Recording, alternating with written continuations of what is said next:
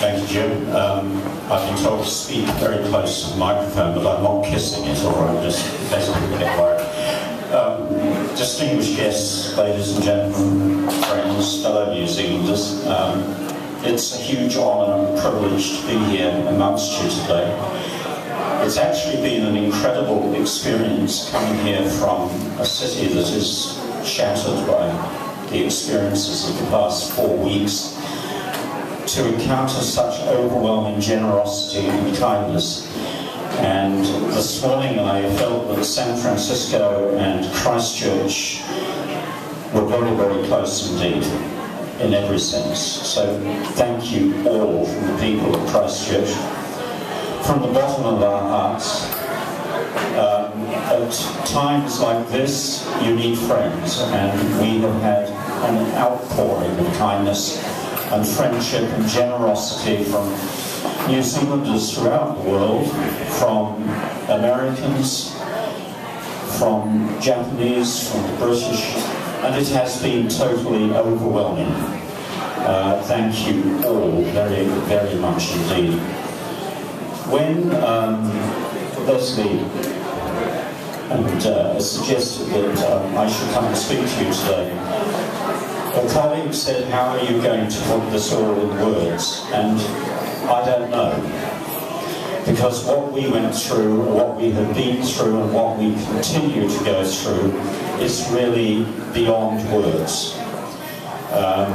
And I speak to somebody who I suppose language and words is part of his stock in trade, but I struggle to really describe what we went through on that Tuesday afternoon, and continue to go through.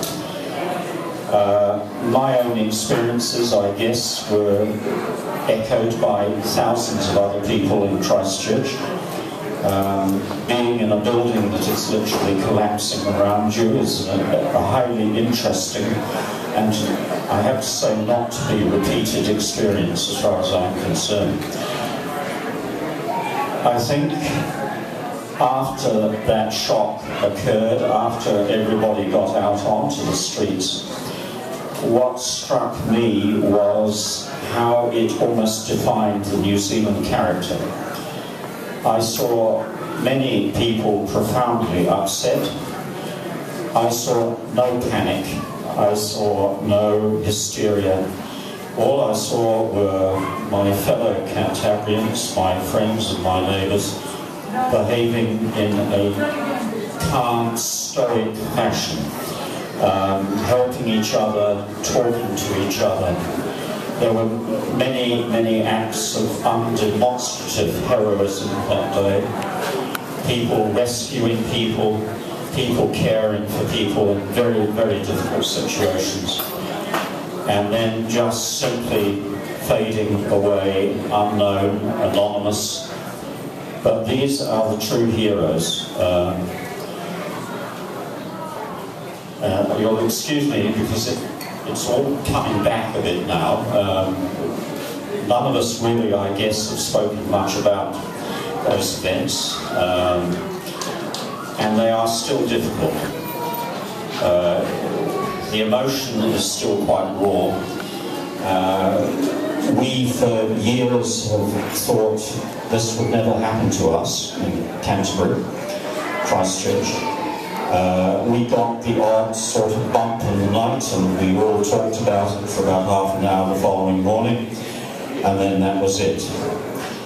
Last September we had a wake-up call, and on February the 22nd we discovered that the Earth had not finished with us yet. For those of you that know Christchurch, you would no longer recognise the Christchurch that you were familiar with.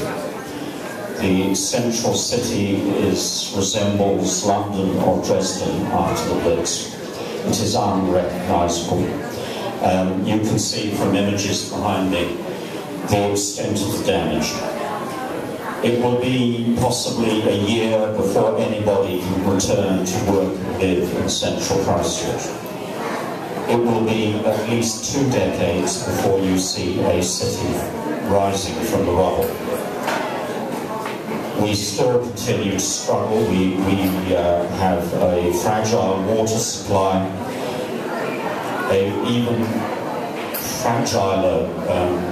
fragiler, that's jet lag for very fragile, sewage system. Many people will have to move house and live elsewhere because they simply cannot live in the area that their house stands in. The dislocation, the loss of the familiar, and the death toll too. As I say, it is war in most of us in Christchurch. And outside Christchurch, as you know, Littleton, 60% of Littleton has been demolished in this quake. It is unbelievable.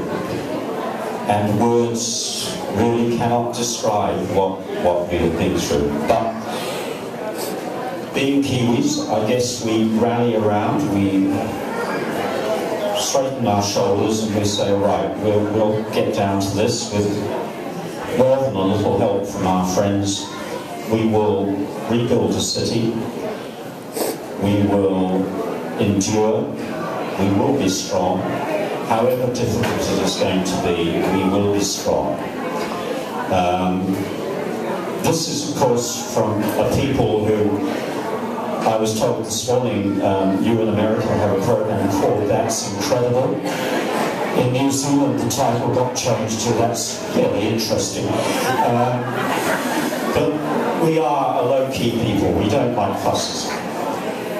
And so I know that we will manage and we will pull through this. It won't be easy, but we will do it. At the memorial service after the quake in Hagley Park, 100,000 people moved into Hagley Park. Those that you know Hagley will remember it. It was a very moving experience again. It was a community coming together to remember and to grieve.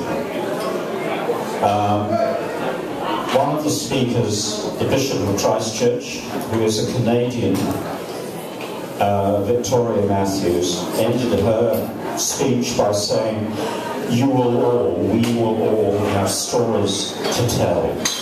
Make no mistake, we will have stories to tell.